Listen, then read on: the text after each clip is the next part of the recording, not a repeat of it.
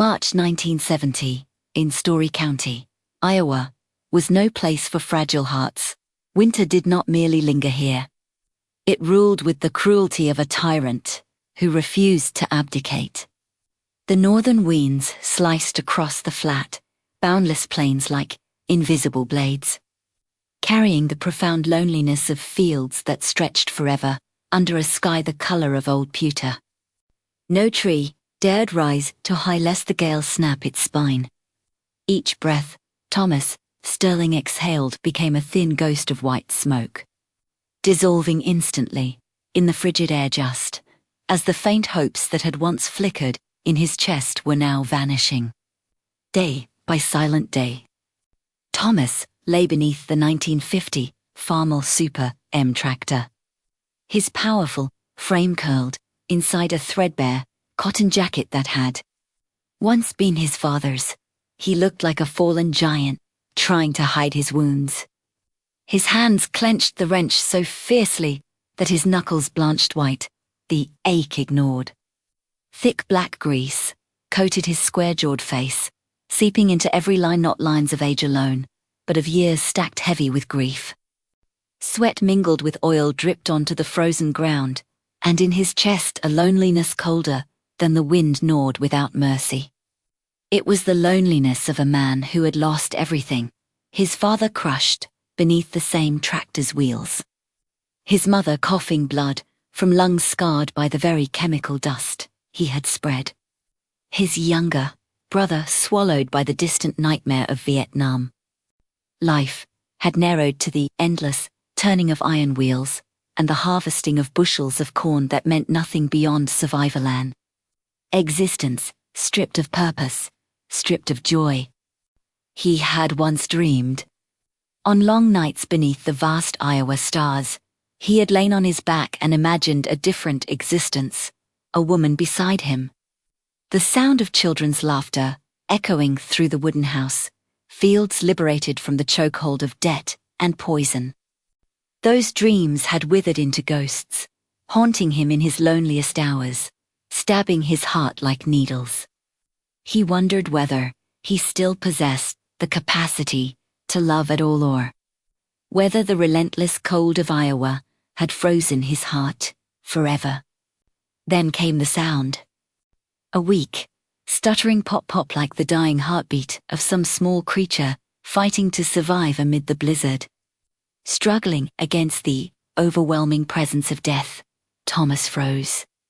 His heart, silent for so long, suddenly thundered so violently, he could hear its frantic rhythm in his ears. A strange sensation spread through him, not terror, but a trembling, almost painful anticipation, as though his soul sensed the arrival of something that could change everything. A warm breath in the midst of endless ice. He pushed himself out from under the tractor, stood, and squinted toward the dirt road that led to the farm. Through thick fog and swirling snow dust, a strange shape gradually materialized. His pulse quickened, his chest tightened. He felt he was witnessing either a miracle or a hallucination born of the cold. The Volkswagen Type, to the legendary small van of the 1960s, rolled slowly along the muddy track, wheels sinking deep into the mire. But this was no ordinary vehicle. Its body had been hand-painted in brilliant rainbow stripes, the blue of Woodstock skies. Blazing summer, yellow, girlish pink, passionate fiery orange. Interspersed were enormous pure white daisies the size of open hands, and a gigantic peace symbol dominated the hoodah, defiant challenge to the deadly grey monotony of Iowa. The van appeared like a misplaced fragment from another planet, a psychedelic dream blown astray by the merciless Iowa wind into these bleak plains. It filled Thomas with a bittersweet agony, pain because it reminded him of everything he had lost. Sweetness, because it carried the fragile promise that perhaps not everything had died. The van came to a stop in the yard with one final sigh of pale green smoke. The engine died. Silence swallowed the world again, broken only by the wind moaning through bare branches, and the frantic pounding of Thomas's heart. He stood motionless, frozen in place, his mind a storm of hope tangled with fear, longing knotted with doubt. Then the driver's door opened, and Emily stepped out. In that instant, time itself froze. Thomas felt an invisible hand crush his chest, his breath caught. His heart seemed on the verge of exploding. Her long chestnut hair whipped wildly in the cold wind, like arms waving to summon him from the past. The hand-knitted earth-toned wool sweater fell past her knees, embracing her slender, yet radiant frame like a wildflower defiantly blooming amid frost. Her feet wore old canvas shoes caked with road mud, and her eyes, oh, those deep blue eyes burned with a flame he had believed forever extinguished since that final night at Woodstock. Those eyes now fixed on him, piercing through the armor he had built around himself, reaching the deepest, most wounded places in his soul. Memories crashed over him like a tidal wave, sweeping away every barrier he had erected. The smell of wet earth after the August 1969 rain at Woodstock, where hundreds of thousands of free spirits had gathered. The electric guitar of Jimi Hendrix tearing through the night sky, a scream of freedom amid war. The crowd singing the Star-Spangled Banner in the downpour, and that girl Emily. Daisy crown on her head, smile bright as sunlight had pulled him from the throng and kissed him beneath the rain. That kiss had not been merely lips meeting lips. It had been souls merging, a promise of another world, one without debt, without chemicals, without loneliness. He had tried to bury it beneath layers of corn soil, beneath bank loans, beneath self-imposed solitude, convinced such dreams were not meant for an Iowa farmer like him. But now, it surged back to life, agonizing and sweet, making his eyes sting, his throat close, and tears begin to fall without restraint. Emily looked at him and smiled that same smile, still capable of melting his heart, even after more than half a year. Even though he had tried so desperately to forget in order to stop the pain. But now, that pain had transformed into joy, a surging joy that made his whole body tremble. "Are you going to stand there staring forever?" she asked. Voice clear and gentle, yet carrying a tenderness that made Thomas's heart flutter with every syllable. "Or are you going to help me unload these guests?" He stepped forward. Each footfall felt impossibly heavy, as though weighted with stone, yet at the same time weightless with hope. His mind spun wildly. This is not an illusion. "Tu es réel." She is truly here, in the freezing Sterling farm, amid dying cornfields and dead dreams. His tears flowed more freely, mingling with the grease on his face, but he made no move to wipe them away. He wanted to feel them, to feel that he was still capable of crying, still capable of feeling anything at all. In the bed of the van lay an entire world Thomas had never dared to dream of. Wooden crates filled with herb, seedlings pushing up tender green shoots, like tiny hopes straining toward the winter sky. Hundreds of small packets of heirloom seeds labeled in her trembling handwriting, each packet a vow of natural life, independent of Agri-Corp. Packages of pumpkin, tomato, bean, and carrot seeds, all ancient varieties carrying the legacy of generations, carrying the true taste of the earth. And in the corner of the bed, a scratched, worn Zenith, battery-powered record player, old but intact like an old friend, stubbornly preserving the melodies of freedom. The songs that once echoed at Woodstock and would now echo in his heart. Thomas stood before her, speechless. Tears streamed down his grease-smeared face, but he had no strength left for shame. His heart, frozen for so many years, was now melting. Awakening to emotions he had believed long dead, longing, love, hope, and a vague terror that it was all just a dream. "You really came," he whispered, voice breaking in his throat, as though speaking the words aloud was the only way to confirm this was reality. Emily stepped closer and gently placed her hand on his cheek. Her fingers, were ice cold from the long journey, yet the touch burned like fire, spreading warmth through every fiber of his being. "I promised, didn't I, Thomas?" she said, voice light as spring wind, yet filled with a strength that made him want to fall to his knees. "Iowa needs a little color. And you need me." Those words struck his heart like a knife, not painful, but warm, redemptive. They awakened the deepest parts of him, the parts he had buried to avoid hurt. He pulled her into his arms, holding her so tightly, it was as though he feared that if he let go, she would vanish like a dream. The scent of herbs and damp earth from her hair mingled with the smell of grease and sweat on him, creating a strange, yet perfect fragrance, a scent of union, of new hope. For the first time in years, Thomas felt his heart beating not just to survive, but to yearn, to love, to truly live.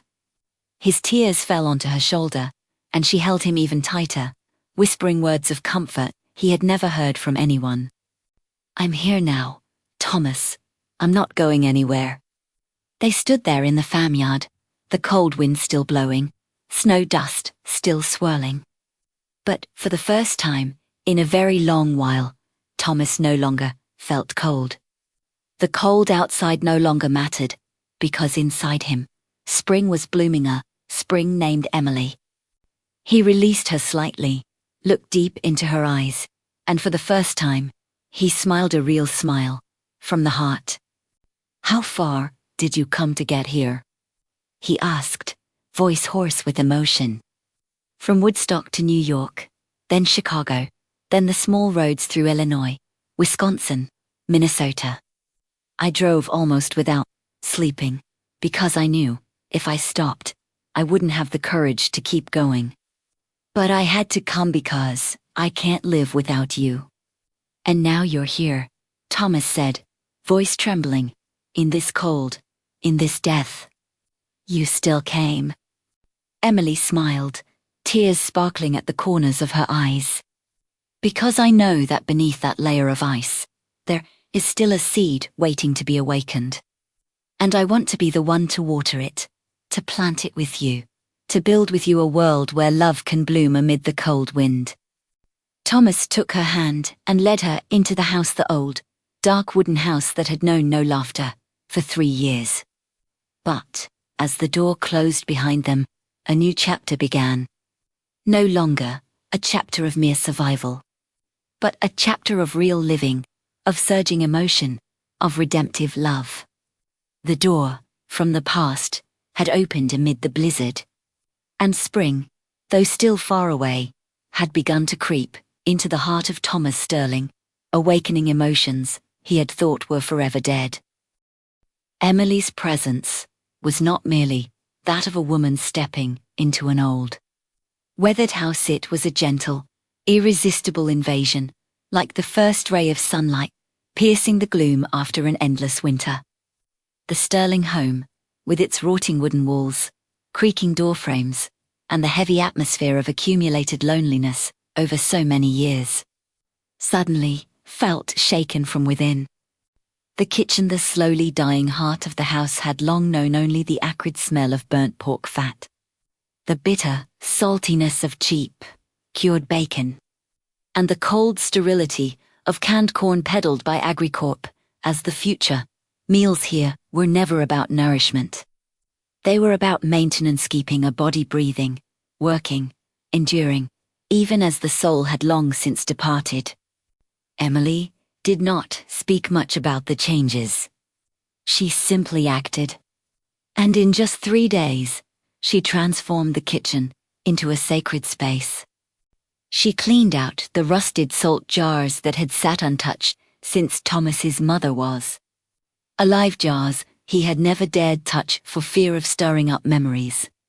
She replaced them with clear, glass containers that sparkled faintly under the flickering kerosene lamp. Inside were dried thyme, its sharp, earthy aroma like the breath of distant fields. Rosemary, with its strong pine forest scent that suddenly pulled him back to childhood days running through pine woods. Oregano, lightly spicy, a quiet reminder that life still held both bitterness and sweetness. Each jar was labeled in her soft, flowing handwriting: thyme, to reclaim strength; rosemary, to remember what is beautiful; oregano, to awaken from the winter's sleep of the soul. Those jars did not merely hold herbs, they carried a whisper. You are still worthy of care. You are still worthy of love. Every afternoon, as the sun sank behind the endless cornfields, the fragrances began to spread. They were never loud or ostentatious.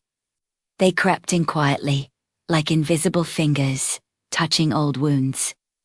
Thomas returned from the fields after a day of wrestling with soil, machinery, and his own unspoken fears.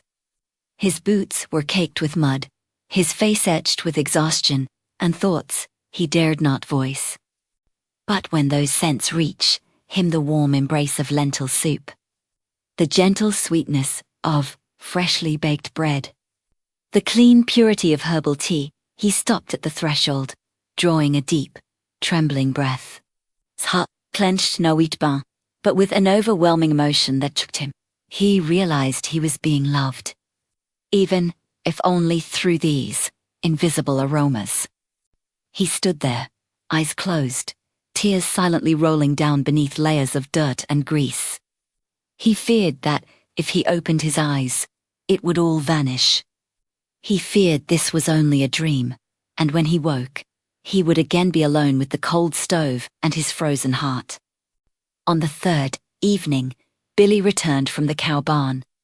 At 19, his shoulders already carried the weight of a man grown too soon, a young man who knew life could end at any moment.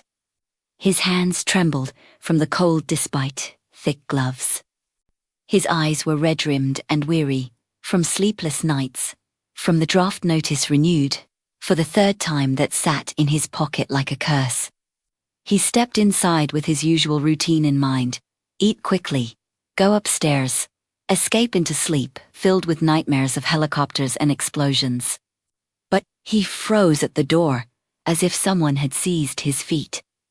The smell was no longer the burnt lard of endurance.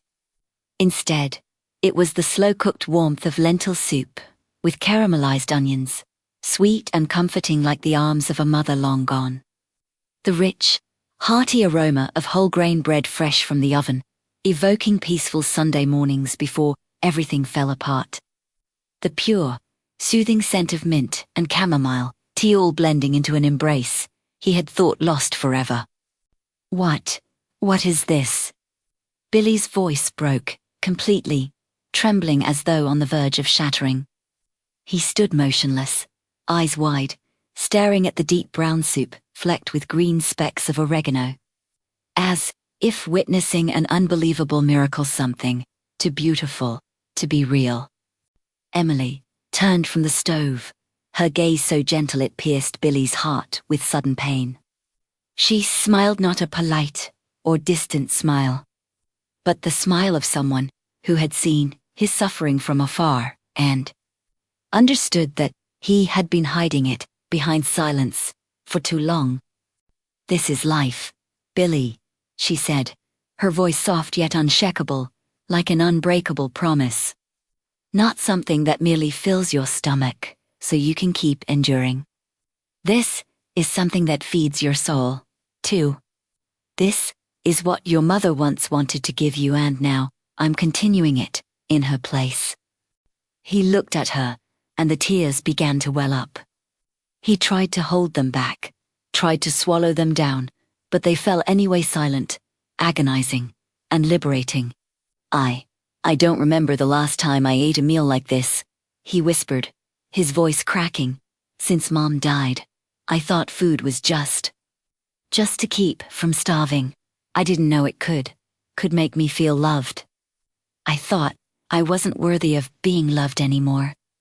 Emily stepped closer and placed her hand on his shoulder lightly, but firmly enough for him to feel real warmth. You are worthy, Billy. You have always been worthy. Your mother knew that, and I know it too. You don't have to just exist, waiting for the draft notice, waiting for war to take you. You deserve meals cooked with love. You deserve to live truly live. Thomas sat at the table, watching the two of them, tears falling quietly onto his rough, calloused hands. He no longer tried to hide them. For the first time, in many years, he allowed himself to cry not from the pain of loss, but because he had forgotten what it felt like to be cared for so deeply. To have someone cook a meal not just to fill the stomach, but to heal the deepest wounds of the soul. As the candle flame flickered on the table, Emily gently placed her hand over Thomas's. His hand trembled, rough with calluses and stained with grease, but she held it tightly, as though wanting to pour all her strength into him. "You're not alone anymore," she whispered, her voice trembling with emotion. "None of us are alone anymore. We've found a cold, amidst the losses, and from now on, every meal will be a reminder that we are still alive, still capable of love, still capable of hope." Thomas bowed his head, shoulders shaking. Tears fell onto the back of Emily's hand. He gripped her hand tightly, as though terrified that letting go would make everything disappear. I thought I was no longer capable of feeling this," he whispered, voice hoarse with pain and gratitude. "I buried everything, love, hope, even the beautiful memories, because I was afraid that if I let them live again, they would be taken away once more. But now, I feel my heart breathing again. It hurts so much, Emily. It hurts because I don't know what to do with this feeling, but I don't want it to stop. I want to learn how to live again with you, with Billy." Emily squeezed his hand tighter, her own tears falling freely. Yet a smile remained on her lips, the smile of someone who had finally defeated fear. "Then we'll learn together," she said. "Even if it hurts, even if we're afraid, even if the world outside wants to snuff us out, we'll keep cooking. We'll keep eating together. We'll keep reminding each other that we are still alive and we deserve to live." Billy looked at them, tears still streaming, but the corners of his mouth curved upward in the first faint smile in months. He wiped his eyes with the back of his hand, then reached for another piece of bread, eating slowly as though for life. Outside, the cold wind still howled through the cracks in the door, snow dust still swirled. Inside the small kitchen, the fragrances continued to spread, enveloping the three people who were learning little by little, tear by tear, breath by breath to heal one another. The revolution did not begin with slogans or protests. It began with a warm bowl of soup, a freshly baked loaf of bread, and tears finally allowed to fall, tears that awakened a soul long asleep, reminding them that even in the harshest winter, a heart can still learn to beat again. The second week of Emily's presence arrived like a quiet challenge. The March wind still carried winter's teeth, biting through layers of clothing, and the ground remained half-frozen, reluctant to yield even to the pale sunlight. Over breakfast's simple bread and the last of the chamomile tea, Emily set down her mug with deliberate calm and looked straight at Thomas. "I need you to walk every inch of the 200 acres with me today," she said. Her voice was soft, but there was steel beneath it. No tractor, no rushing, just our feet on the soil. "Alors feet." Thomas froze, the fork halfway to his mouth. 200 acres was not a stroll. It was a pilgrimage across frozen ruts, muddy hollows, fence lines scarred by years of wind and neglect.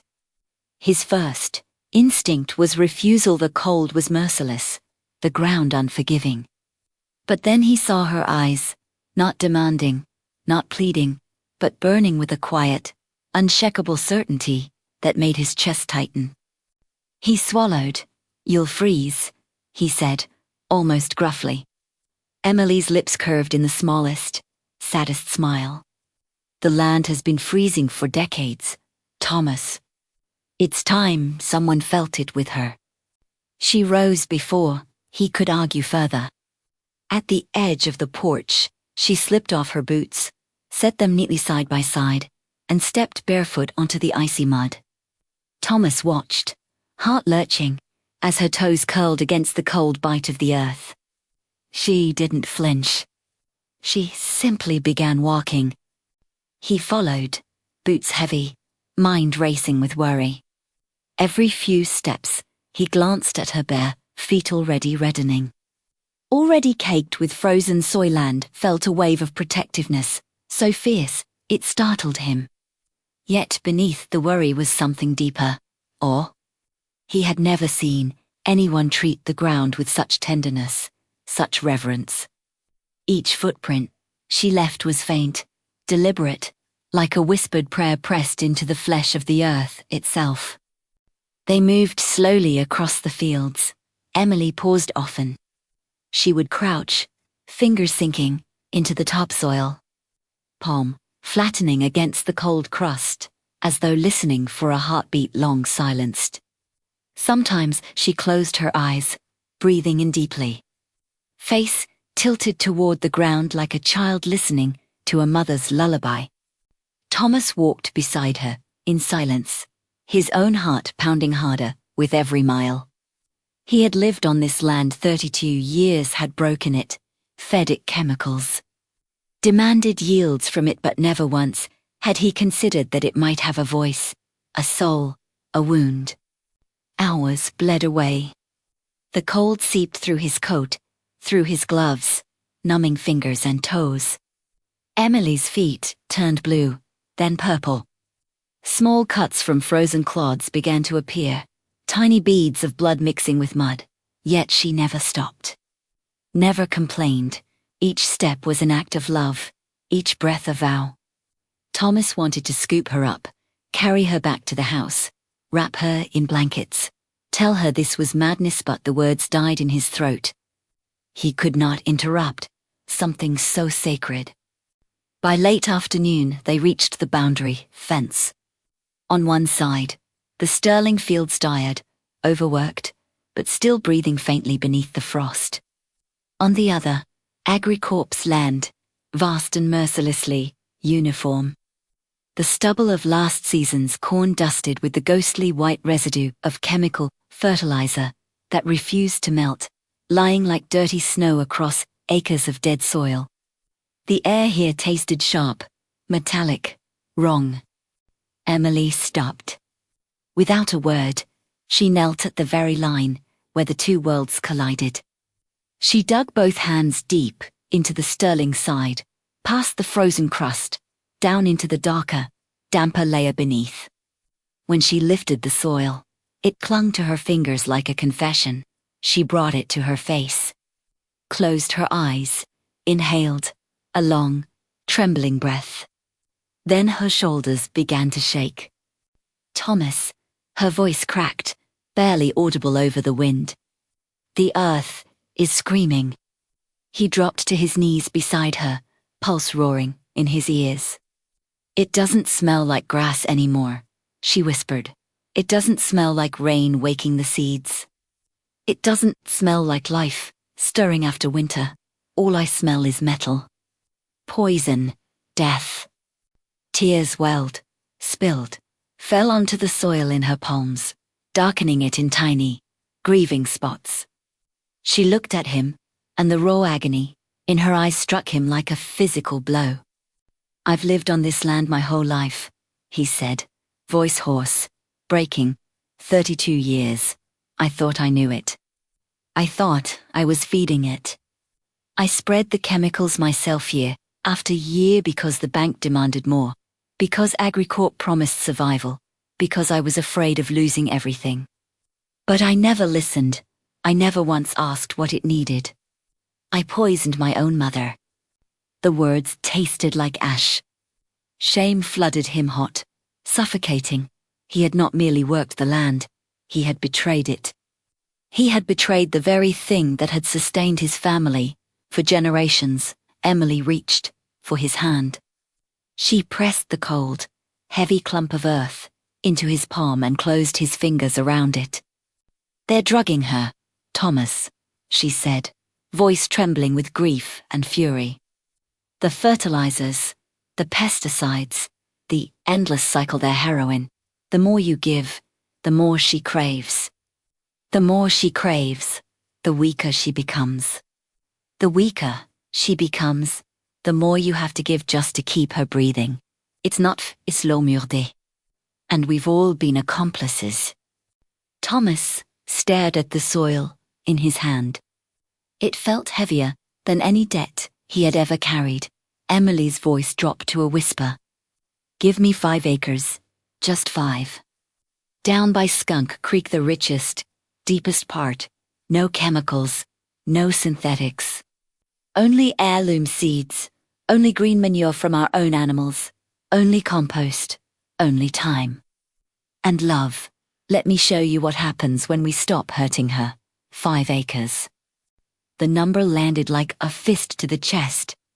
Those 5 acres were the farm's beating heart, the most fertile, the most reliable. The last real hope of making the next bank payment, of staving off foreclosure for one more season. Giving them up felt like cutting off his own arm. He looked at Réalie Louquet. Her bare feet were swollen, blue-purple, bleeding in places. Her cheeks were streaked with tears and dirt. Her hands shook from cold and exhaustion. Yet her eyes burned with something unbreakable, grief for the wounded earth, fierce hope for its healing, and a love so deep it terrified him. She was asking him to gamble, everything, not just money, but the fragile illusion of control he had clung to for survival. His throat closed. Tears stung his eyes.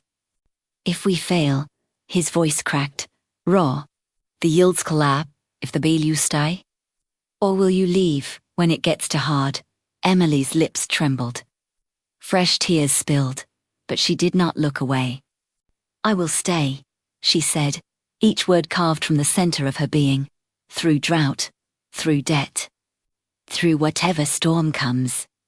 I will stay, even if the bank takes every acre, even if we have nothing left but the clothes on our backs. Because this isn't about 5 acres, Thomas. This is about redemption. About healing something we've broken for too long. About proving that love can grow stronger than poison. And I will not leave you to carry that alone." The wind howled around them. Thomas felt something inside him shatter, not painfully, but with the clean release of something that had been locked too long. He looked down at the soil in his hand, then back at her tea-streaked fuss. "All right," he whispered, the word tearing free from the deepest part of him. 5 acres. They're yours." Emily let out a broken sob of relief. She threw her arms around him, burying her face in his coat. He held her fiercely, feeling her tremble, cold, exhausted, but alive with purpose. His own tears fell silently into her hair. They walked home as dusk bled purple across the sky. Emily's steps were slower now, feet numb and bleeding, but she never asked for help. Thomas carried her boots in one hand, his other arm steady around her shoulders, supporting her weight without a word. That night, sleep refused him. Thomas stood alone on the porch long after the house had gone still. The stars were sharp, merciless overhead. The wind whispered through bare branches like a lament. He leaned against the railing, staring out at the dark sea of land that had been his entire existence. For the first time in his life, he prayed. Not the mechanical prayers of childhood. Not the desperate bargains he had whispered during failed harvests. This was different, raw, wordless, aching from the marrow. He prayed for the land, for forgiveness he was not sure he deserved, for healing he feared might come too late, for the chance to atone. He prayed for Emily, for her unbreakable spirit, for protection against the cold and the cruelty of the world, for the fire in her eyes never to dim. And he prayed for himself, for the courage, to release the fear that had ruled him. For the strength to love again, even when every instinct screamed that love always ended in loss. Tears froze on his cheeks. He did not wipe them away. For the first time, he was not praying to survive another season. He was praying to truly live for the first time in decades. And somewhere beneath the frozen crust of 5 acres, the earth waited silent, wounded, listening. The nights in Iowa had always been vast and terrifying in their silence. The flat, endless plains swallowed every sound. The wind alone was permitted to speak, howling through the cracks in the old farmhouse walls like the distant lament of lost spirits drifting across an empty world. In early spring there were no crickets yet, no rustle of leaves on bare branches, no human voices to soften the emptiness. That silence had been Thomas's constant companion for years cold, accusing, reminding him every night that he was small, alone, and running out of reasons to keep breathing. But Emily had brought music, and music had become salvation. Every evening, as the last thin smear of sunset bled from the horizon and the first stars pierced the indigo like hesitant promises, the old Zenith record player was carried out to the porch with almost ceremonial care. Its scratched walnut case and tarnished chrome dial bore the scars of countless journeys through Woodstock rain, through city sublets, through long highways under indifferent skies, but the turntable still spun true. The needle still found the grooves with tender precision. Emily would set it down gently on the weathered table, plug in the frayed extension cord that snaked from the kitchen outlet, and lower the arm with the reverence of someone handling something sacred. The first notes of Crosby, Stills, Nash and Young drifted into the darkness. Teach Your Children unfolded slowly, harmonies rising like mist over the frozen fields, wrapping the house, the porch. The 3 broken people sitting there, and even the sleeping corn rose, in a blanket of sound. The music did not shout. It whispered. It soothed. Itrum. Thomas sat on the top step, elbows braced on his knees. Large hands clasped, so tightly the knuckles showed white beneath the skin. He listened with every part of himself, as though the voices could reach inside and touch the places he had sealed off long ago. Invisible scars of losing his father beneath a tractor wheel, of watching his mother cough blood from lungs scarred by the very chemicals he had spread, of carrying the guilt of a land slowly dying under his hands seemed to loosen, to breathe, beneath the gentle pressure of those harmonies. For the first time in years the silence did not feel like judgment. It felt like room to grieve, room to hope, room to remember that he had once been capable of joy. He would steal glances at Emily, who sat cross-legged on the porch boards with her back against a post, eyes half closed, lips moving silently to the lyrics. In the starlight her face looked softer, younger, yet infinitely strong. Watching her, Thomas felt something dangerous bloom inside his chest. Hope, real, painful hope. Hope that maybe the broken pieces of him could still be mended. Hope that maybe love could grow here, in this hard, frozen place. And with hope came terror because everything he had ever loved had been taken away. Yet every night the music returned, steady, unafraid, a quiet promise that some things refused to be killed. Then came the night, at the end of April, when everything shifted forever. Billy sat alone on the bottom step, shoulders hunched so far forward he seemed to be trying to disappear into himself. In his fist, he clutched the latest draft notice paper worn thin and creased from being unfolded, stared at, refolded, wept over. The 3rd extension had arrived that afternoon, each delay a cruel gift of borrowed time that only prolonged the inevitable. His face was pale as bone, eyes bloodshot, and hollow from nights spent wide awake, reliving the same nightmares, The thump-thump-thump of helicopter rotors overhead. The smell of jungle rot. The screams that never quite woke him but left him shaking and soaked in sweat. He was 19 years old. He should have been dreaming of leaving the farm, of college towns, of girls who laughed dizzily, of a future wide open. Instead, he dreamed of dying in a place he could not even pronounce.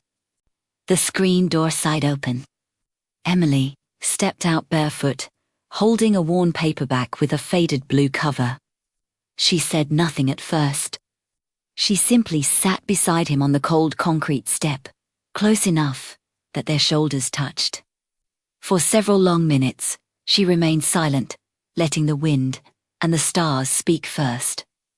Then she placed one hand gently on his upper back. No pressure, no demand. Just steady, living warmth seeping through his worn flannel shirt, into skin that had forgotten what comfort felt like. Billy's breath hitched. He did not pull away. After what felt like forever, Emily spoke, voice low, calm, carrying a quiet authority that cut through the night like a candle flame in darkness. Billy, she said, you don't have to hold a gun to be a hero. He stared at the crumpled paper in his lap. A tear slipped free, then another. His voice, when it came, was cracked and small, barely audible over the wind. If I don't go, they'll kick hard, with the. They'll say I'm weak, that I'm betraying my country, that I'm letting everyone down. Emily slid closer. She wrapped both arms around him, pulling him against her chest like an older sister who had seen too much sorrow and still refused to let go. Let them say it, she whispered into his hair, voice fierce and tender at once. Let them call you whatever ugly names make them feel safe. Staying here to stand with your brother, to help heal this dying land, to choose life over death is the bravest thing any man can do. War destroys. You would be choosing to create. You would be a guardian of the earth. Keeper of the land. That title is worth more than any medal pinned on a uniform soaked in blood. Billy's shoulders began to shake. The sobs came quietly, at first stifled. A shame then broke free, raw and wrenching, as though years of fear and grief were finally being released. Emily held him tighter, rocking him gently, humming the opening bars of sweet, Judy blue eyes under her breath, soft, wordless comfort that said, I am here. You are not alone. Thomas watched from the doorway, heart in his throat, tears burning behind his eyes. He had never seen his brother cry, not since their mother's funeral, when Billy was 12 and still believed adults could fix everything. Seeing him now so young, so terrified, so unbearably brave, tore open something inside Thomas that had been locked tight for years. He stepped out onto the porch, sat on Billy's other side, and placed one heavy, work-hardened hand on the boy's shoulder. You're not weak, Thomas said, voice thick with emotion he could barely control. You're the strongest person I've ever known. If you choose to stay, I'll stand with you. We'll stand together, all three of us, no matter what they say, no matter what comes. The three of them sat beneath the endless Iowa sky, stars glittering cold and indifferent above. Emily began to speak quiet stories of Woodstock, of nights when hundreds of thousands of voices rose together in the rain, of ce fierce, fragile belief that another world was possible. She spoke of hope not as something delicate and easily broken, but as a muscle, something that grew stronger every time it was used, every time someone chose love over fear. Billy listened. Slowly, the shaking eased. His breathing steadied. The draft notice slipped from his fingers, fluttering unnoticed to the porch boards. That night, for the first time in months, Billy slept without nightmares. No helicopters thundered through his dreams. No explosions tore the quiet. Instead, he dreamed of green corn leaves unfurling under warm sunlight, of bare feet walking reverently across healing soil, of Joni Mitchell's voice singing both sides now, in the far distance gentle, forgiving, full of promise. On the porch, after Billy had gone inside, Thomas and Emily remained. The zenith played on, needle tracing the final grooves of the album. Thomas turned to her, eyes glistening in the starlight. "I don't know how you do it," he said quietly, voice rough with wonder and gratitude. "How you carry so much pain, yours, mine, Billy's, the Lanzans still believe, still hope, still love." Emily leaned her head against his shoulder, her hand finding his. "Because I've seen it," she answered softly. "I've seen what happens when people choose love over fear. Even if it's only 3 people on a porch in the middle of Iowa, even if the world keeps trying to tear it down, love is stubborn. It keeps growing even in frozen ground." He lifted their joined hands to his lips, pressing a kiss to her knuckles rough, reverent, trembling. The music played on. And for the first time in years, the Iowa night did not feel empty. It felt full of possibility, of healing, of the fragile, stubborn, beautiful thing called peace. The arrival of Emily in Story County was not a quiet ripple. It was a stone dropped into still water, sending shockwaves that touched every corner of the community. In a place where generations had lived and died by the same rhythms, the same planting seasons, the same church pews, the same distrust of anything from outside, her presence felt like a sudden, vivid intrusion of color against the muted grays and browns of the landscape. Within days, the whispers began soft at first, like wind through dry cornstalks.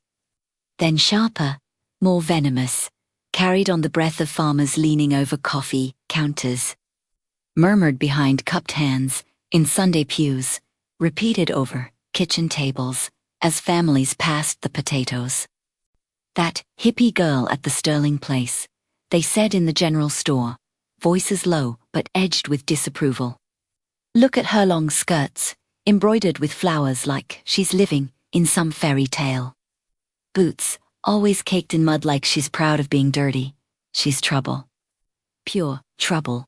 In the hushed sanctity of the white-clapboard church, the words turned darker. "More righteous, a breaker of traditions," one elderly woman hissed to another during coffee hour. "A seed planted by Satan himself. Come to poison good Christian values with her strange ways and her talk of healing the earth." The conservative farmers' men and women whose lives had been shaped by decades of Agri-Corp's relentless promises watched her with narrowed, suspicious eyes whenever she appeared in town. They had been taught for years that progress meant chemicals, that bigger yields equaled security, that the old ways of patience and natural cycles were backward and foolish. To them, Emily's flowing dresses, her bare feet in the spring mud, her refusal to conform to the rigid patterns of rural respectability were not merely eccentric, they were dangerous. She represented everything they had been conditioned to fear: the unknown, the unprofitable, the uncontrollable. Thomas felt the weight of those stares like an additional burden he carried on his shoulders every time he drove the old Ford into town for supplies. Men who had once clapped him on the back after a good harvest now nodded curtly or turned away when they saw Emily beside him in the passenger seat. Women who had once shared recipes and knitting patterns with his mother now crossed the street or pretended to be absorbed in window displays. The hostility was rarely overt. No one shouted insults in the street. No one threw stones, but it was constant.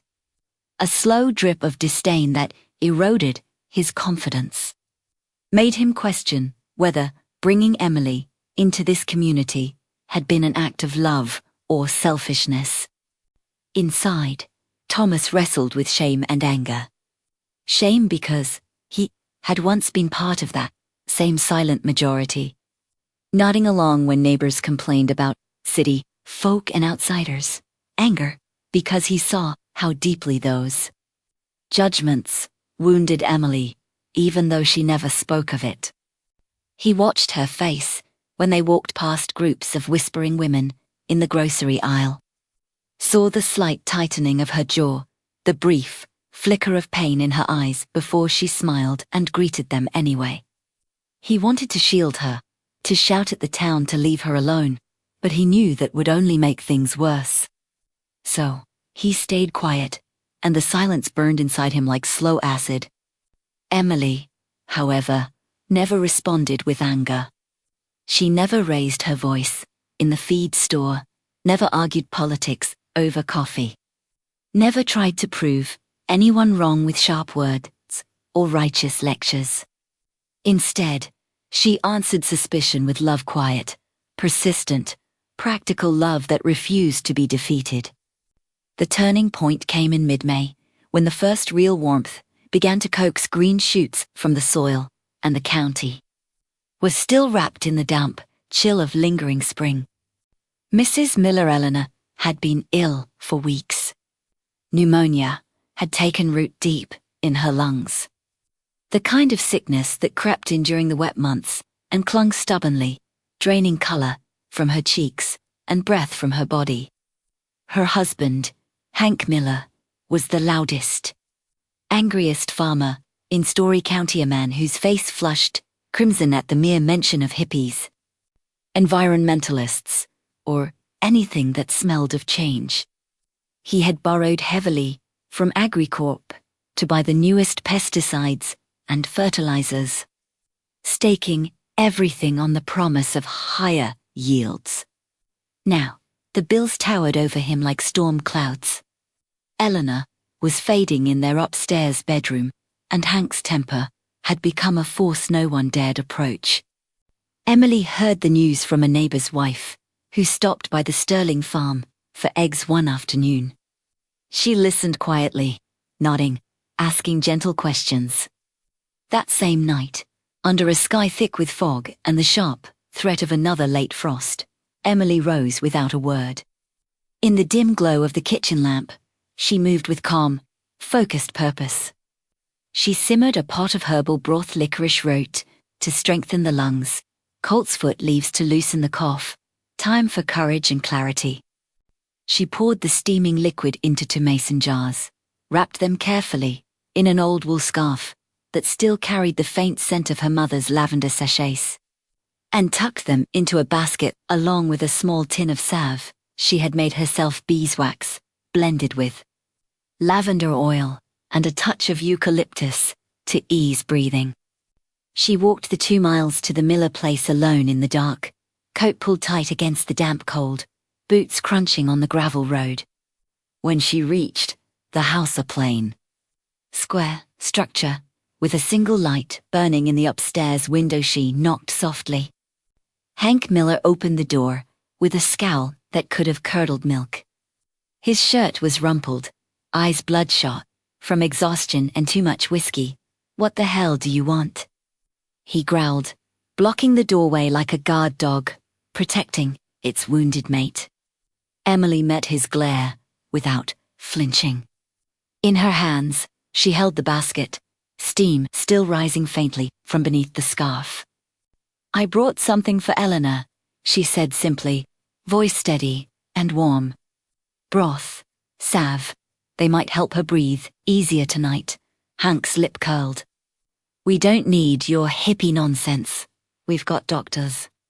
We've got real medicine that works." Emily did not argue.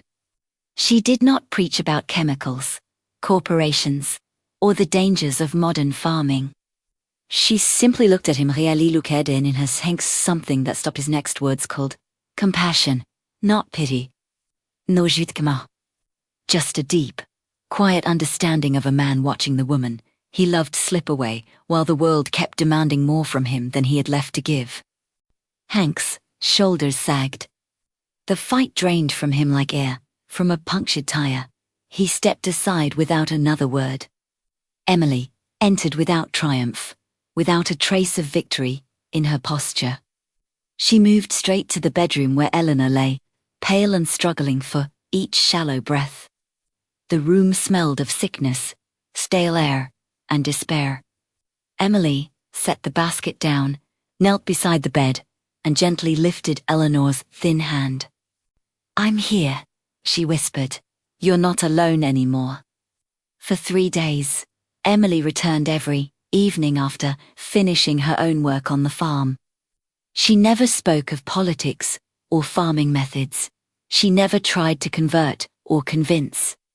She simply cared with hands, with presence, with unwavering tenderness.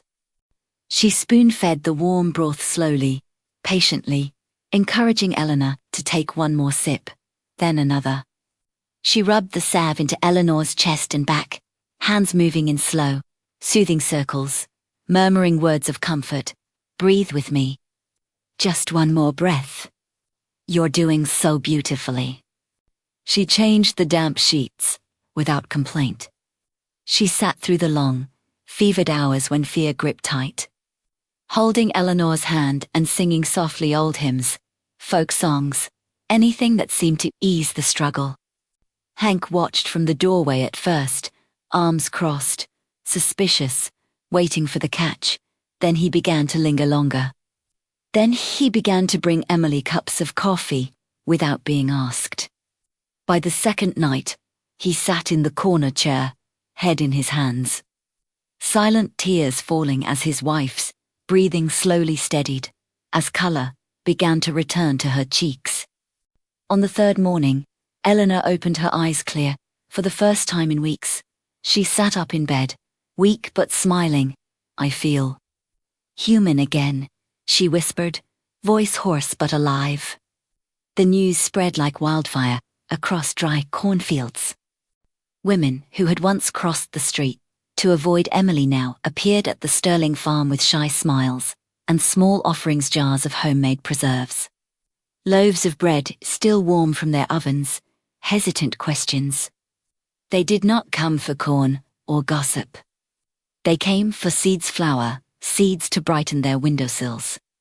Herb seeds to heal small ailments, the promise of beauty and medicine in their own gardens. They came to learn how to make salve, how to brew tea that soothed coughs and calmed frayed nerves. They came to sit by Emily's kitchen fire and listen as she spoke quietly, without preaching about raising children in a cleaner world, about feeding families food that nourished rather than poisoned, about treating the earth as a living mother rather than a machine to be exploited. The wall of prejudice began to crack, then crumble.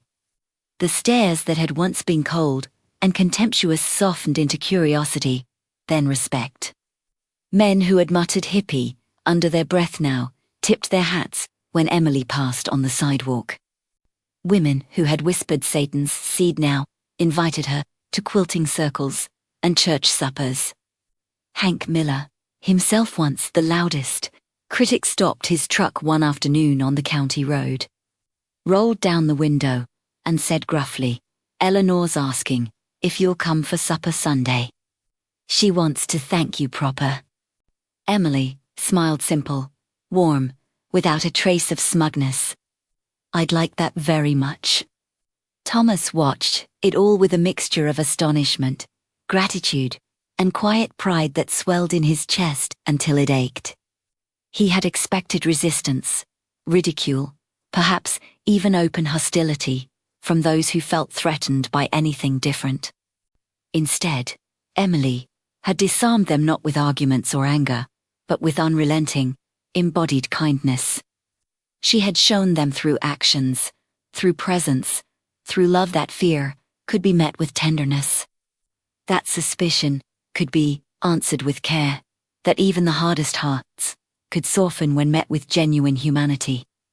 One evening in late May, as the first true green shoots pushed through the soil of the 5 experimental acres, Thomas found Emily sitting on the porch, the zenith playing softly in the background. She was shelling peas from a neighbor's garden, humming along to Joni Mitchell's voice. He sat beside her, took a handful of peas, and began to help. "You changed everything," he said quietly, voice thick with emotion. "Not with words, with what you did, with who you are." Emily looked at him, eyes bright in the fading light. "I didn't change them, Thomas. I just reminded them who they really are, people who want to care, who want to love, who want to heal instead of hurt. They were just afraid. And fear makes people cruel. Love makes them brave." He reached for her hand. Their fingers laced together, stained with garden dirt and pea juice, rough and soft, scarred and whole.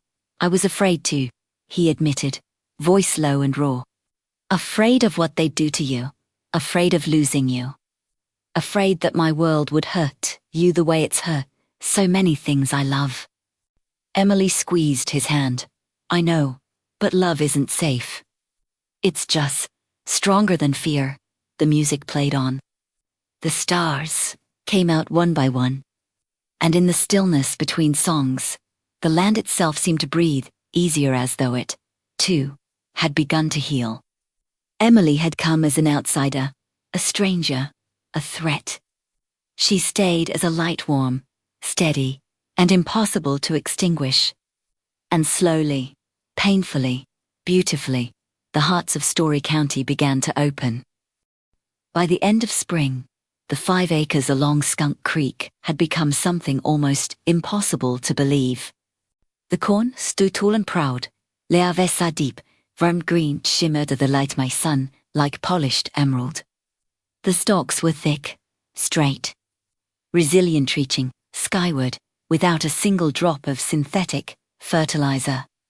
Without the chemical crutches that had propped up every other field in Story County for decades. No herbicides had scorched these rows. No pesticides had poisoned the soil beneath them. The plants were not perfectly uniform like Agri-Corp's militarized grids. But they were alive vigorously, defiantly alive. Bees droned lazily among the tassels. Ladybugs crawled along the leaves. Butterflies danced in the warm air. The soil itself had darkened, deepened, breathing in a way Thomas had never noticed before. As though it were slowly remembering how to be alive. It was a miracle, yes, but not one that had arrived on wings of ease. This miracle had been forged from endless hours of sweat-soaked labor, from hands blistered raw and then toughened again.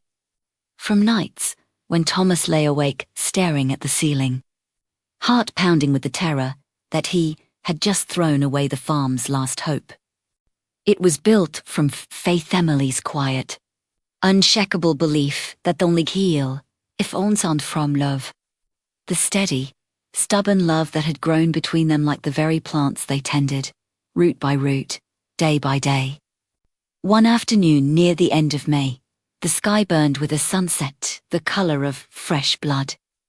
The horizon bled crimson and molten gold, painting the fields in hues of fire and solemn warning. Emily took Thomas's hand without speaking and led him across the property line, past the young corn that whispered softly in the evening breeze, toward the weathered fence post that marked the boundary between two worlds. They stopped there, side by side. On one side, the vast, sterile expanse of Agri-Corp land soil bleached pale. Stubble dusted with lingering white, chemical residue that refused to melt even in the warming air. On the other, vibrant green hope rows of corn standing tall, alive, defiant. Emily reached into the pocket of her faded sweater and drew out a small white handkerchief, folded with care, as though it was something holy. She unfolded it slowly, holding it up so the dying light caught the delicate hand embroidery at its center. There, stitched in fine green thread, was a single ear of corn, strong, upright, rooted deep. Wrapped lovingly around it was a wildflower, violet purple, delicate, yet tenacious, petals open wide as though drinking in the sun. She held it between them, her hands trembling faintly. "Corn is you, Thomas, she said, voice low and thick with emotion, each word trembling on the edge of tears. You are the deep root, the sturdy stalk. The quiet strength that has fed this world for 32 years through drought, through debt, through every grief that tried to break you. You've carried this land on your shoulders, when no one else would. You've refused to fall, even when everything else did. Tears shimmered in her eyes, but she did not look away. And the wildflower, that's me. I bring the color, the fragrance, the wild freedom you've always carried hidden deep inside your heart, even when you thought it had died. I'm the thing that doesn't belong in neat rows, that grows where it's not supposed to, that survives in cracks and corners. But we cannot live without each other. The corn needs the wildflower's beauty to remember why it stands so tall. And the wildflower needs the corn's strength to keep reaching for the sky. Thomas stared at the handkerchief, at the careful, loving stitches, at the way the corn and the wildflower entwined so perfectly, neither overpowering the other, each stronger because of the other. Then he lifted his gaze to Emily's face. Her eyes, those deep, blue eyes that had seen every scar he tried to hide, that had refused to turn away even when he pushed her brimming with tears, yet shining with a fierce, unshakable love. Tears spilled down his cheeks, hot and unstoppable. He reached for her, pulling her into his arms with a force that was almost desperate, as though he feared the sunset itself might steal her away. His arms wrapped around her tightly, one hand cradling the back of her head, fingers threading through her hair, the other pressing against the small of her back, holding her so close there was no space left between them. Emily melted against him, her own arms winding around his neck, fingers curling into his shirt, as though anchoring herself to him forever. For a long moment, they simply stood there, hearts hammering against each other, breaths mingling in the cooling air. Then Thomas pulled back just enough to look into her eyes again, close enough that he could see every fleck of gold in the blue, every tear clinging to her lashes. I love you, he whispered, voice raw and trembling. I love you more than this land, more than more than Eva Viverknon. You woke me up, Emily. You brought me back for dead. And I'm terrified that one day I'll wake up and this will all be gone. But right now, I just want to feel you. Emily's breath caught. She rose onto her toes, hands sliding up to cradle his face, thumbs brushing away the tears that still fell. Then feel me, she whispered back, voice breaking with the same intensity. Feel all of me. I'm here. I'm yours. And I'm never leaving. She closed the last inch between them. Their lips met soft at first, almost hesitant, as were afraid the moment might shatter like glass.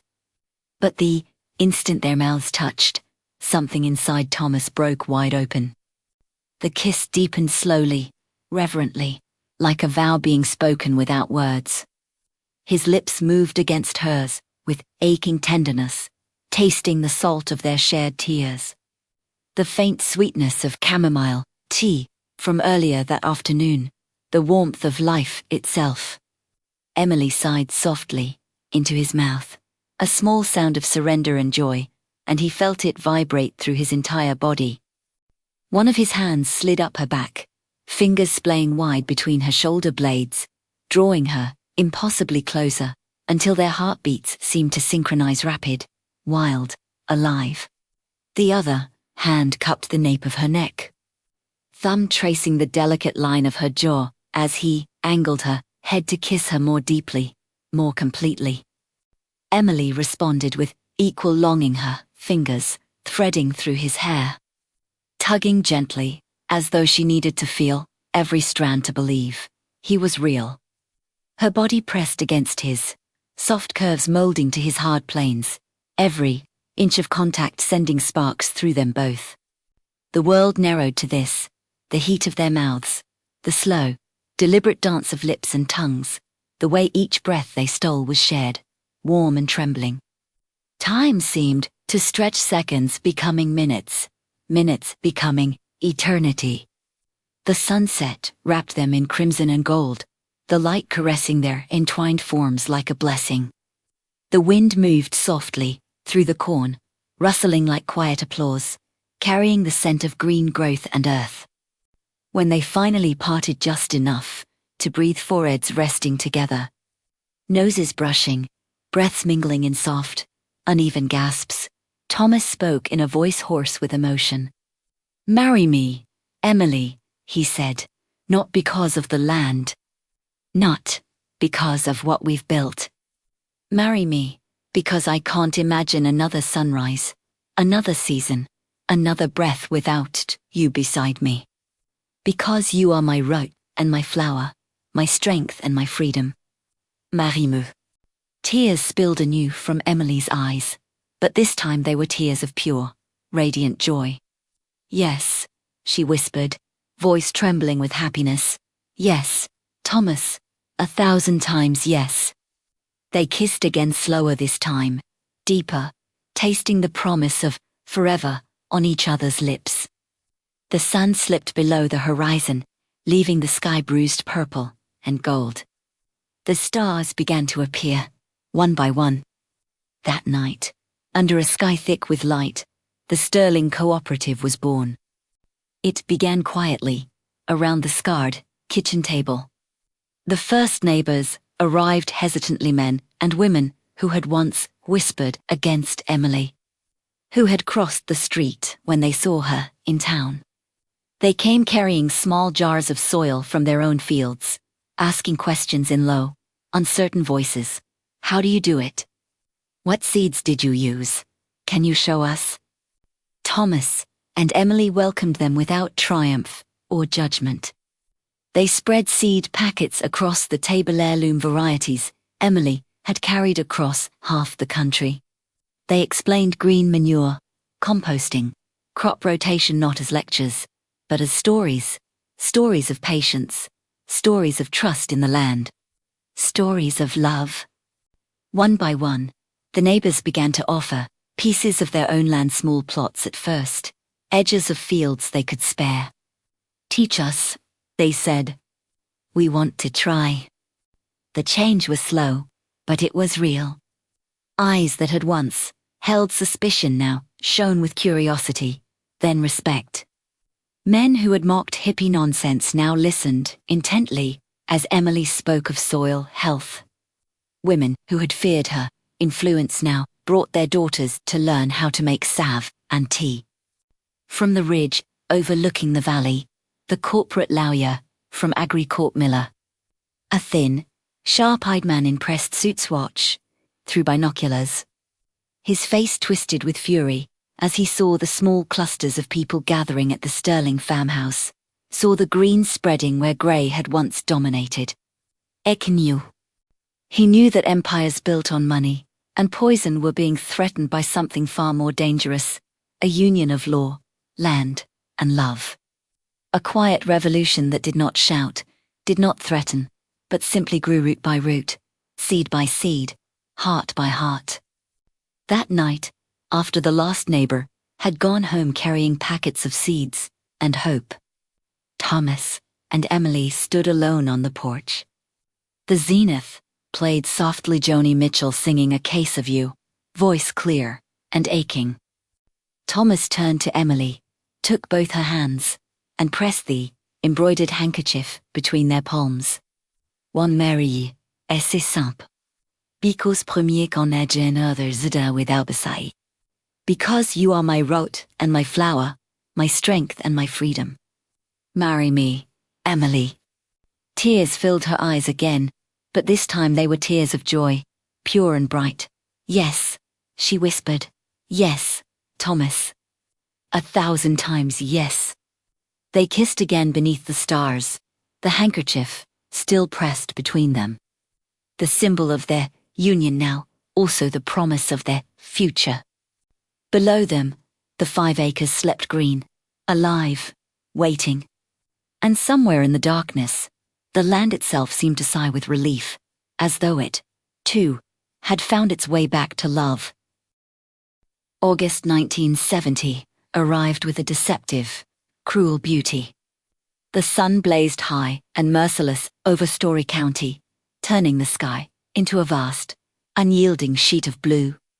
Beneath it, the organic corn on the 5 acres of the Sterling Cooperative stood ripe and golden ears heavy. Kernels swollen and gleaming like polished amber under the relentless light. The stalks swayed gently in the hot wind, whispering promises of a harvest earned through sweat, faith, and love instead of poison. For Thomas, standing at the fields with Emily Sandini was more the crop. It was redemption. It was proof that the land could heal, that another way was possible. But Agri-Corp did not answer miracles with wonder. They answered with war cold, calculated, and merciless.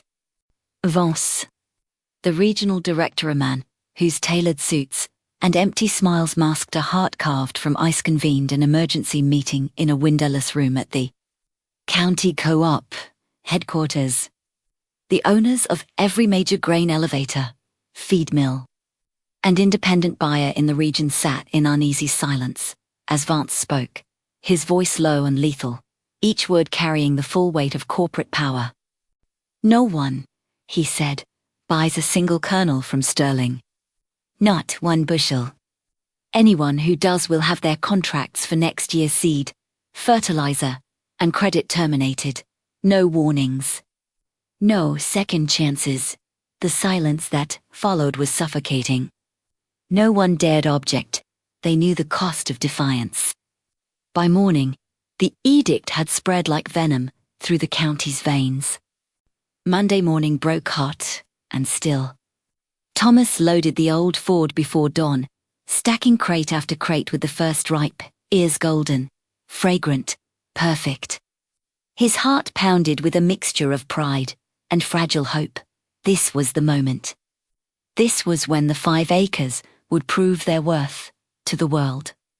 He drove the 20 miles to Harlan's Grain and Feed, the largest buyer in the region, dust rising behind him like a prayer. He pulled into the gravel lot and stepped out, boots crunching. Harlan waited at the office window, face pale, eyes darting like a trapped animal. Thomas began unloading the first crate. Harlan burst through the door, hands raised like a man facing a firing squad. Thomas, stop.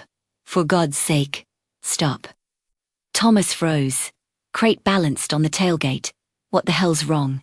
Harlan. Harlan's voice cracked. I can't buy it.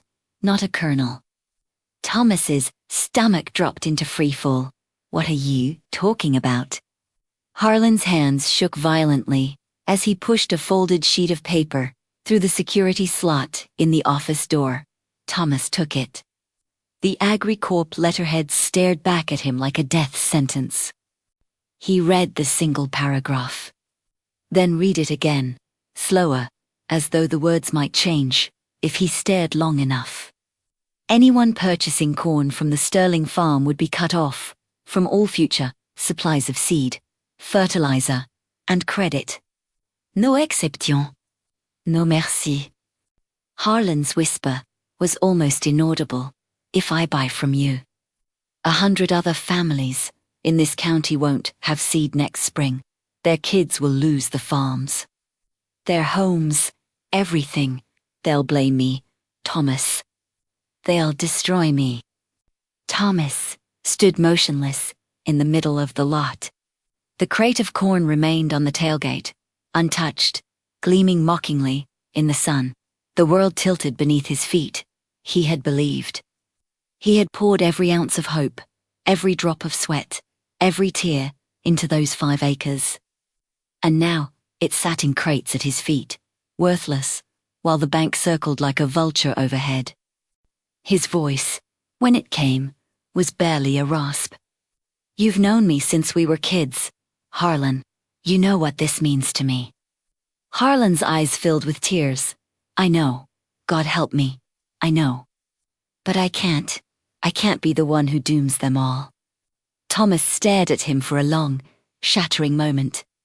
Then, slowly, mechanically, he lifted the crate back into the truck. The sound of wood against metal echoed like a coffin lid closing. The drive home was endless. Every mile felt like a funeral march for the dream he had only just begun to believe in. That same afternoon, a courier arrived with a certified letter from the bank. The terms had been restructured, full repayment of the entire outstanding loan. Every last cent was now due in 30 days.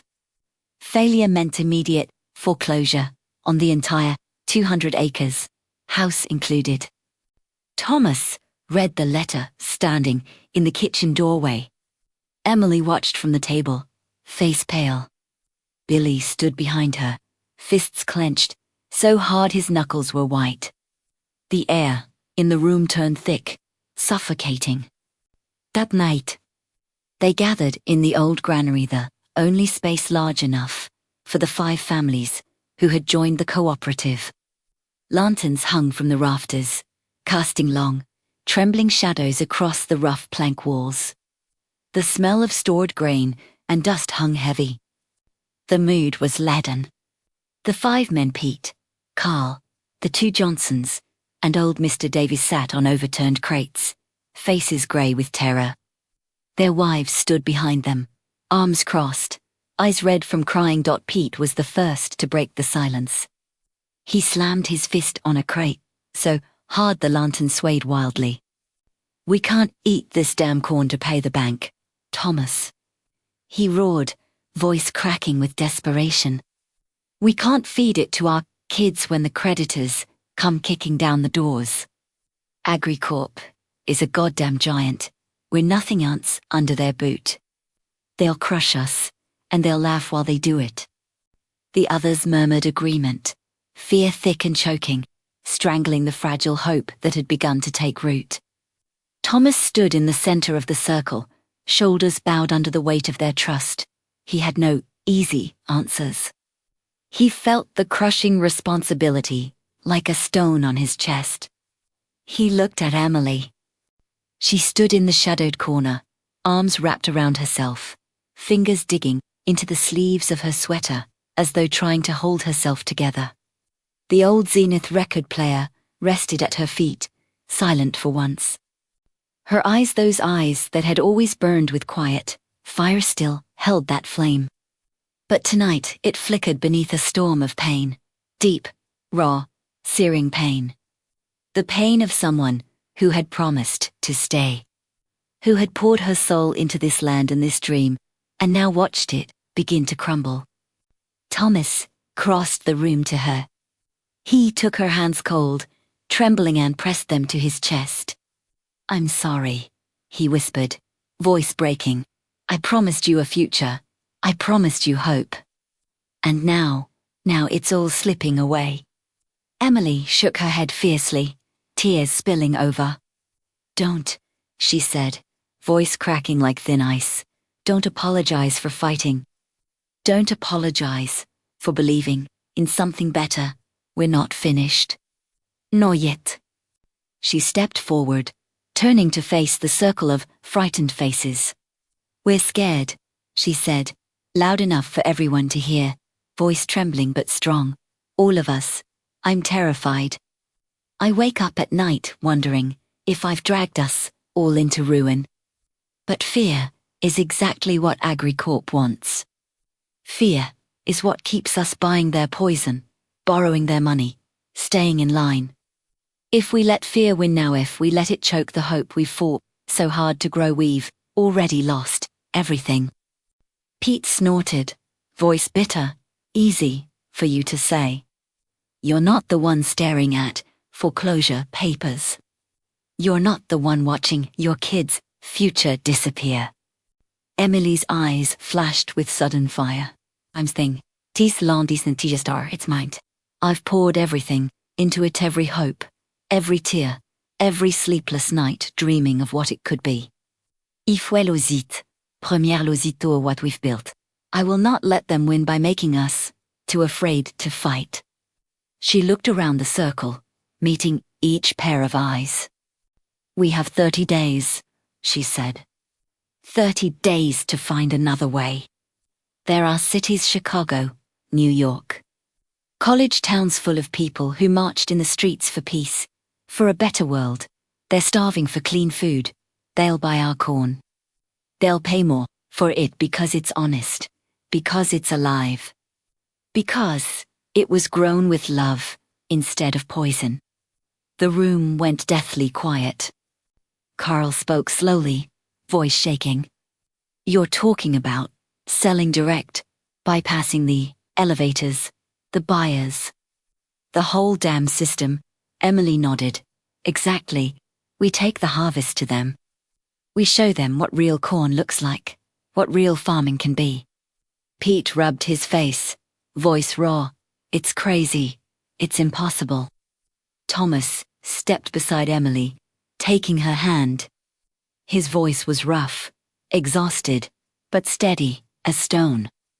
Maybe, he said. But staying paralyzed by fear is more impossible. I'm done letting them decide our worth. If we lose this fight, we lose it standing up, together. Emily looked around the circle again, tears shining on her cheeks. We promised each other something when we started this, she said softly.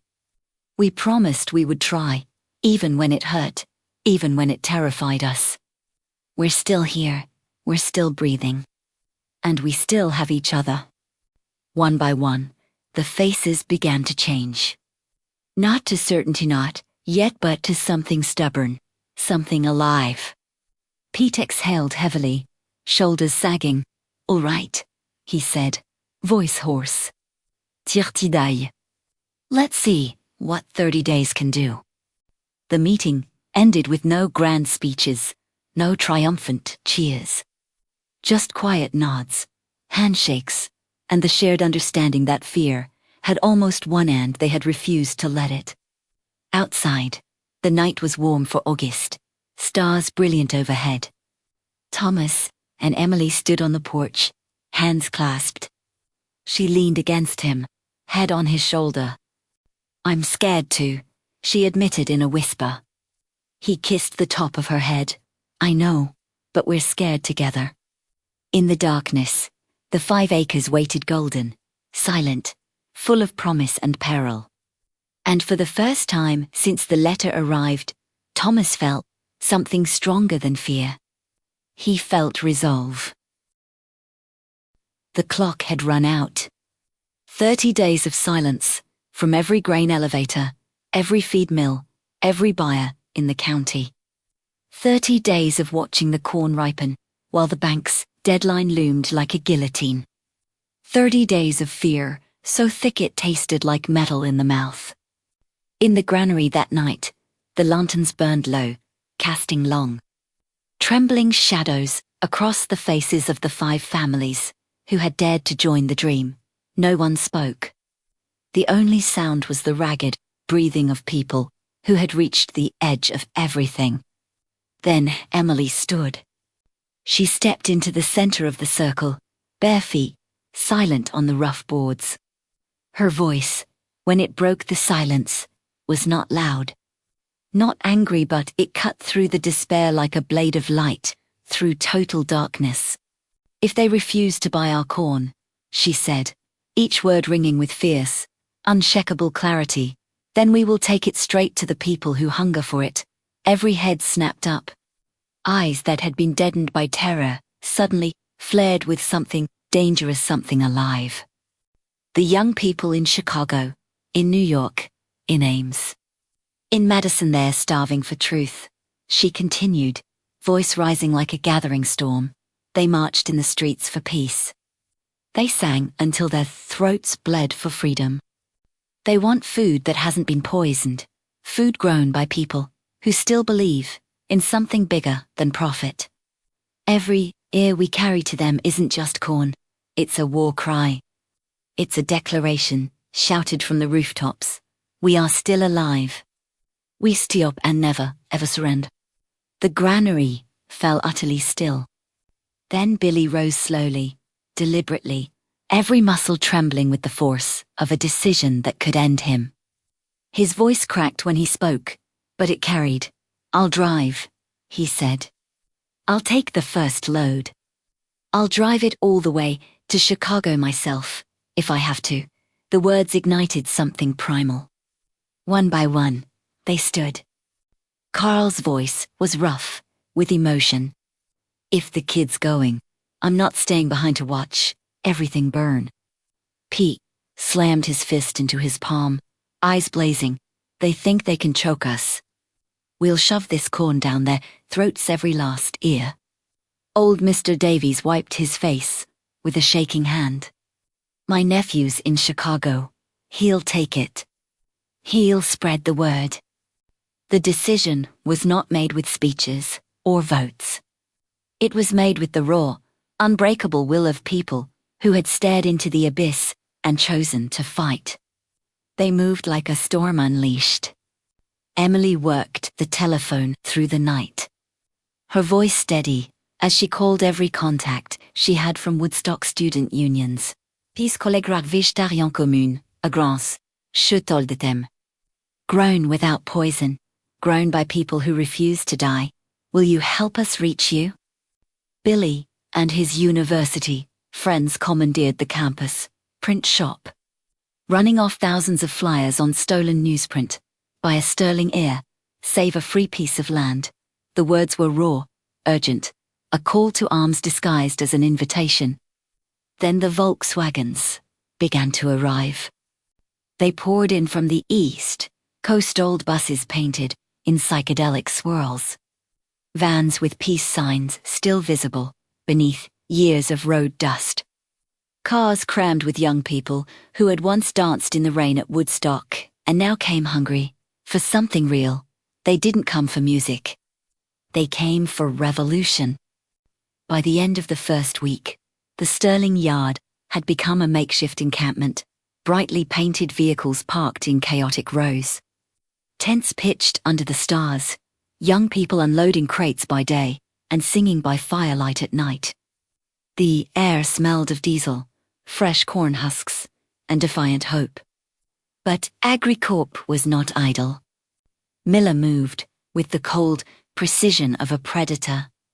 He hired private, security-hard men in black uniforms. No badges, no mercy. Overnight. They erected illegal barricades across the only dirt road leading out from the farm. Heavy sawhorses chained together. Concrete blocks. Signs screaming plant disease quarantine. No entry. The excuse was fabricated.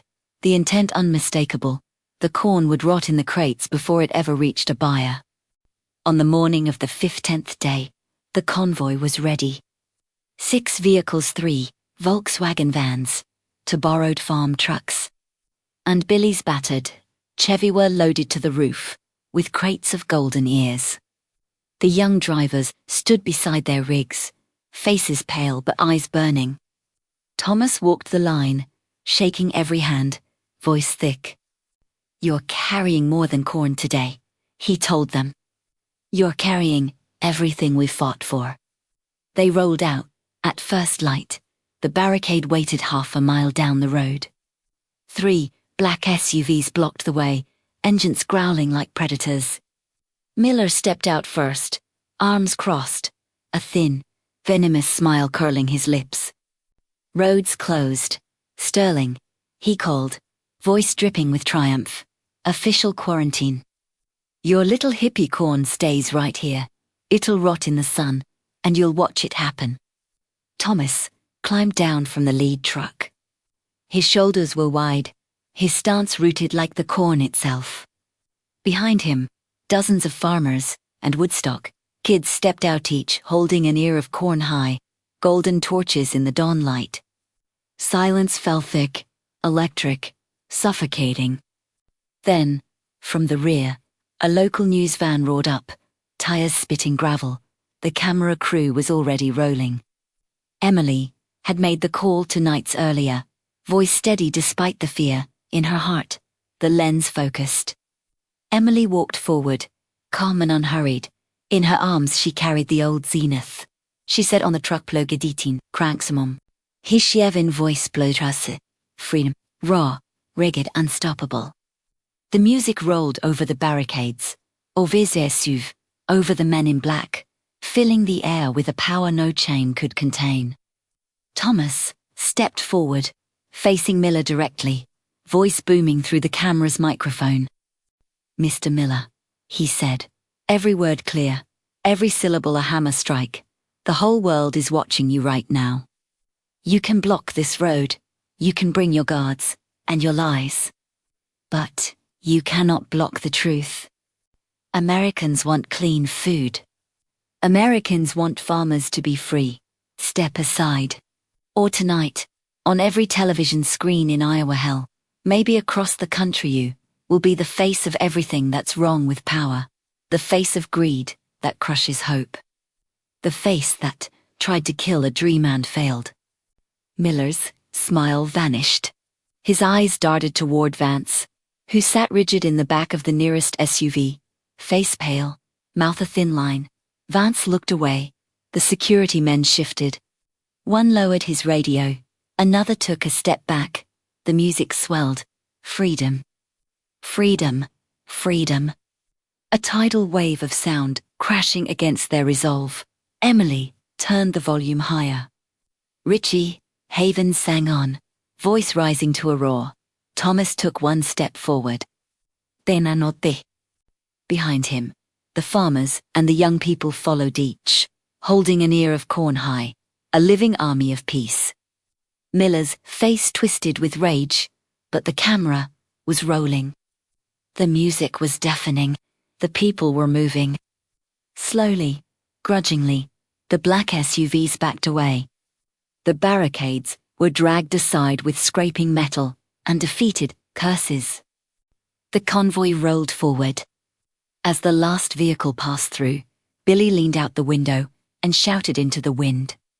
"We're coming, Chicago." A roar erupted, wild, ragged, victorious. Horns blared. Someone cranked the zenith even louder. Richie Haven sang on, voice soaring over the fields. Inside the lead truck, Thomas gripped the wheel, tears streaming freely down his face. Emily sat beside him, one hand on his arm, the other clutching the embroidered handkerchief. "We did it," she whispered, voice trembling with awe and relief. He looked at her, really looked and saw everything, the woman who'd walked barefoot across frozen fields, who had nursed the sick, who had believed when no one else would. "We're doing it," he corrected, voice thick with emotion. "Toshte." The convoy stretched out behind them, a river of color and courage rolling toward the highway, toward the cities, toward the people who had never stopped hoping. And somewhere behind them, in the dust and the distance, the land itself seemed to breathe a little easier, as though it, too, had tasted freedom for the first time. The Free Harvest campaign did not unfold as a tidy, predictable victory. It was chaotic, exhausting, and at times terrifying, a desperate, beautiful scramble against time, distance, and the full weight of a corporate empire that had never before been challenged this way. The first convoy reached Chicago on the second day after leaving Iowa. Word had spread ahead like wildfire through Emily's network of old friends, frantic late-night calls to student unions, peace collectives, underground newspapers, food co-ops that still believed in putting principles before profit. When Billy's lead Chevy pulled into the parking lot of the North Side Co-op, a crowd was already waiting, hundreds strong, spilling out onto the sidewalk, holding signs hand-painted in bright colors: support clean food, solidarity with sterling farmers, grow freedom, not poison. They sold out in under 3 hours. Buyers pay 20% above elevate prices, ne from pity, but from fierce, almost reckon. They recognized the value of what they held in their hands: ears of corn grown without poison, harvested by people who had stared into the face of ruin and refused to blink.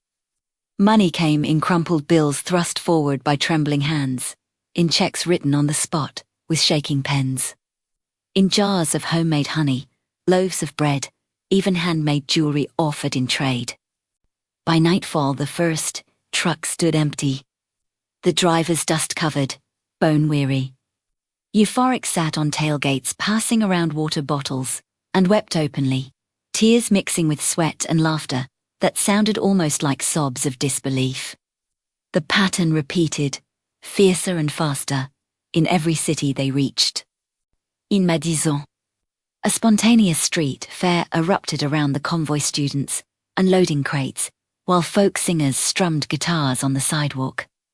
Voices rising in ragged, defiant harmony that drew even more people from surrounding blocks. In Minneapolis, lines stretched around the block at the Wedge Co-op.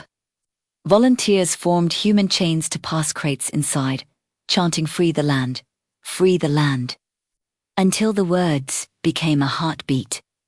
In New York, they parked on the Lower East Side and watched as families who had never tasted corn without chemicals carried ears home like sacred relics, tears in their eyes as they bit into the first kernels and tasted something honest for the first time in years.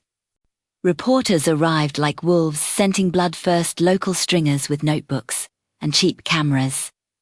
Then national correspondents with television crews and microphones thrust forward like weapons. Photographs of young people holding golden corn under city lights appeared in alternative weeklies, then in mainstream papers. Headlines grew bolder, angrier. More urgent, Iowa, farmers defy corporate giants. Organic corn becomes symbol of resistance. A harvest of hope against the machine. The story spread like wildfire through radio waves, through television screens, through whispered conversations, in diners and dorm rooms across the country. Each sale was more than a transaction. It was a reckoning. Buyers asked questions with trembling voices. Drivers answered with raw, unfiltered truth. "We grew this without poison," they said, voices cracking with exhaustion and pride. "We almost lost everything fighting for it. The bank gave us 30 days to live or die. We chose to live." People listened. They cried. They bought more. They told their friends. They told the world. By the end of the third week, every crate was gone. The money that poured in exceeded even Emily's most desperate calculations. Itwa onug more than enough to pay all, with cash left over. Enough to establish a modest legal defense fund for any farmer in the county who wanted to break free from Agri-Corp's stranglehold but feared the consequences.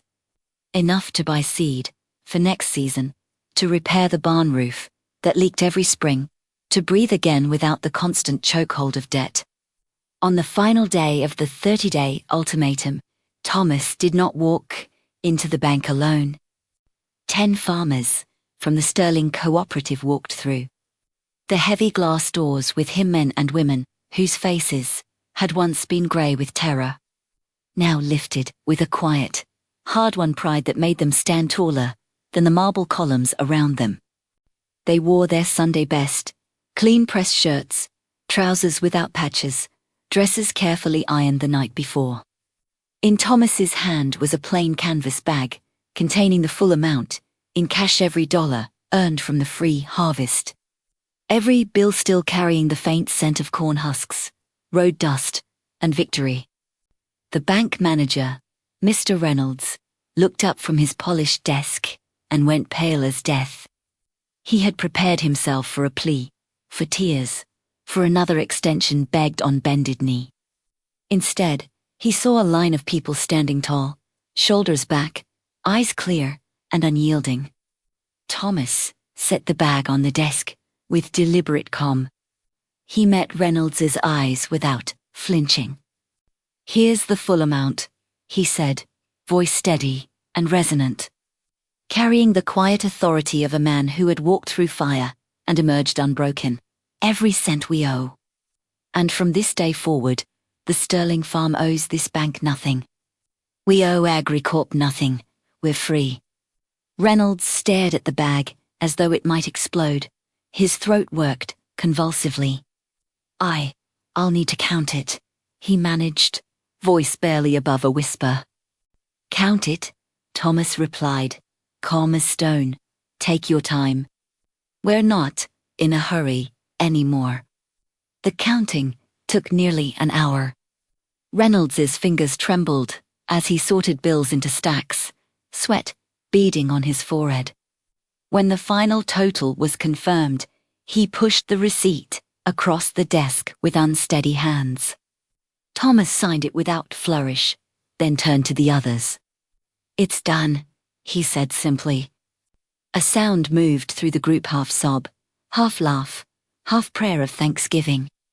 Pete wiped his eyes roughly with the back of his sleeve. Carl clapped Thomas on the back so hard he nearly staggered. Old Mr. Davies whispered, "Thank God," like a man who had just been pulled from deep water. They walked out of the bank into blinding August sunlight. The sky had never looked so wide, so blue. For the first time in years, Thomas felt the ground beneath his boots not as a burden to be borne, but as a gift to be cherished. That evening, to mark the victory, Thomas did something that would become legend in Story County for generations. He drove the old red Farmer Super M out of the barn at sunset. Behind it, he towed the largest peace symbol anyone in Iowa had ever seen, a circle 10 feet across, constructed entirely of fresh, golden ears of organic corn. Lashed together with twine and woven through with wildflowers, Emily had gathered at dawn violets, black-eyed Susans. Daisies each, blossom placed with care, turning the symbol into a living wreath of color and life. He drove slowly along the boundary line where Sterling land met Agri-Corp's grey, chemical-dead fields. The tractor's engine growled low and steady, a sound that carried across the evening stillness like a heartbeat. The peace symbol swayed gently behind it, catching the last red light of day, glowing like a beacon against the dying sky. Emily stood on the porch, arms wrapped around herself, watching old red rumble past. Tears streamed down her face, but they were tears of a joy so deep it hurt. She had never seen anything more beautiful, the man she loved. Driving the machine that had once symbolized only survival, now carrying a message of life, of defiance, of love that refused to be poisoned. When Thomas completed the circuit and brought the tractor back to the yard, Emily was already running toward him. He cut the engine, climbed down, and caught her as she launched herself into his arms. He lifted her off the ground, spinning her once, twice, before setting her gently on the running board so their faces were level. "We did it, Thomas," she whispered, voice trembling with emotion. "We really did it." He cupped her face in his calloused hands, thumbs brushing away her tears. "No, Emily," he said, voice thick and hoarse with feeling. "We've only just begun. We've only just started planting the seeds for a whole new world." He kissed her then slow, deep, reverent under the deepening twilight. With the red tractor still warm behind them and the peace symbol glowing softly in the dusk. The kiss tasted of salt and triumph, of years of fear finally released, of love that had refused to die. When they parted, foreheads resting together, Emily reached up and tied the embroidered handkerchief, the one with the corn and the wildflower, to the steering wheel of the farmer. The white cloth fluttered gently in the evening breeze, a quiet flag of victory. Below them, the 5 acres slept still golden with the harvest, just completed, already dreaming of next spring's green. In the darkness, beneath the soil, tiny shoots of the next generation were already stirring.